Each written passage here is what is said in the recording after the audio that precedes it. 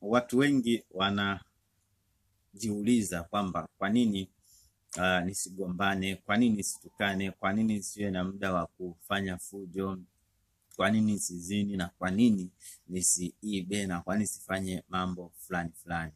Mimi leo nitazungumzia katika mtiririko wa ndoa kwamba tunapochagua kugombana nini ambacho kinatokea.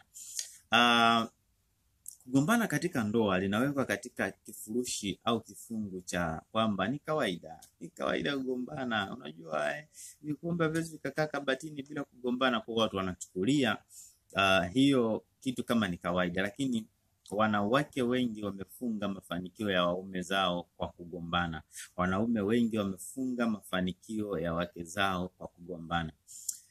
Tunapochagua kugombana katika ndoa, tunakuwa tumesharuhusu au tumeshafunga mtiririko wa mafanikio mengine katika maisha yetu. Hilo ndilo linalotokea la kwanza kabisa ambalo mtu analipata. Tuna kitu kimoja kinaitwa wataalamu wanaita energy flow, lakini mimi nasema mtiririko wa nguvu au mpangilio wa nguvu zako. Vyote vitu utakavyoweza kuliweka vizuri likaeleweka kwako kwamba nguvu zako unazitumiaje. Binadamu jinsi alivyo ni nguvu fulani tu, au ni energy, wataalamu wanaita hivyo. Na tunaposema ni nguvu, manake ni kifurushi cha nguvu fulani ambayo hatuwezi tukaielezea vizuri. Sasa nini kinatokea unapogombana? Manake unachukua ile nguvu yako unaielekeza katika ugomvi, na unapoielekeza katika ugomvi, manake katika mafanikio unakuwa umeshatoa ile nguvu yako. Na hapa nazungumzia mafanikio ya furaha, mafanikio ya amani, mafanikio ya kujisikia kuwa unaishi vizuri kwenye huu ulimwengu. Unachukua ile nguvu na ihamishia kule. Kwa hiyo kwenye mafanikio utaanza kufeli na utaanza kufanikiwa katika magomvi ya ndoa. Na kinachotokea ni kwamba kwa kadri unavyogombana katika ndoa, Mwenyezi Mungu alivyotengeneza au energy kuu au nguvu kuu ilivyotuandaa ni kwamba chochote ambacho binadamu anaanza kufikiria sana na anaanza kufanyia sana kazi, nguvu ile inamzalishia skill zaidi, inamzalishia skill inamzalishia inamzalishia twende tu kwa neno hilo skill, au inamzalishia yani uwezo wa kulifanyia kazi zaidi. Ndio maana katika mitandao ya kijamii niliona kijana mmoja mwenzetu anakunywa konyagi yote, akiweka mdomoni na ipiga yote. Lakini nikuhakikishie wewe ukienda kujaribu jambo hilo unakufa, ni uhakika. Lakini kwa nini yeye hafi? Ndio swali ambalo mimi nilijiuliza. Ni kwamba yeye amefikiri ile jambo kwa muda mrefu na anafanya ile jambo kwa muda mrefu, na kilichotokea mwili wake umemzalishia uwezo zaidi wa kukabiliana na hilo jambo, kwa haweza kuzulika kwa hilo jambo.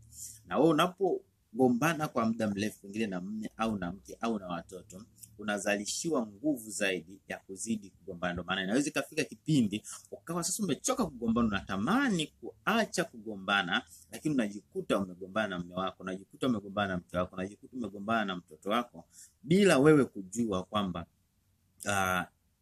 imetokeaje. Wewe unajisikia kuacha, lakini kwa sababu ulifanya kwa muda mrefu, imekuzalishia uwezo ambao uwezo unakuwezesha kufanya kazi hata kama wewe hutaki kufanya hicho kitu. Unakuwezesha kugombana kwenye ndoa hata kama wewe umefika pointi au eneo ambalo hutaki tena kugombana kwenye ndoa. Sasa nini kitokea? Nini kinatokea? Nini kifanyike? Unapotaka kuacha au unataka kuendelea vyote vile, hakisha nguvu yako ile unaihamishia katika jambo fulani, katika jambo lingine, pengine katika mafanikio, lakini hilo jambo tunapendekeza kwamba liwe linagusa maisha ya watu wengine, liwe linasaidia maisha ya watu wengine. Kwa ukichukua ile nguvu yako ambayo ulikuwa unagombana, unalaumu mke wako, unalaumu watoto wako, unalaumu majirani zako, unalaumu familia yako, ile nguvu kama utaichukua ukaihamishia kwenye jambo lingine, tayari ile jambo linaanza kufanikiwa.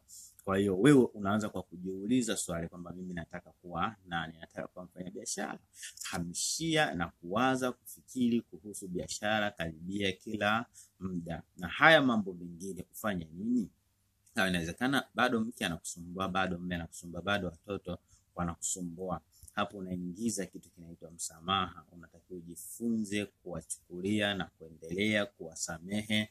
Hii msamaha ni endelevu siku mpaka siku, na utazoea, utajikuta kwamba inaanza kufanyika kuwa ni kawaida tu. Kwa hiyo wanaweza kukurofisha, kuna kipindi utafika sababu nasamehe, utajikuta huchukii tena, hayakuumizi tena. So mwanzo inaweza kuwa ni kazi ngumu sana kuifanya, lakini ni kuhakikishia kama nilivyosema, nguvu zako kizitoa eneo la ugomvi, kazipeleka eneo la mafanikio, kazipeleka eneo la ibada, kazipeleka eneo fulani, tayari utaanza kujiona unafanikiwa bila wasiwasi, na unatoka katika hili jambo bila wasiwasi.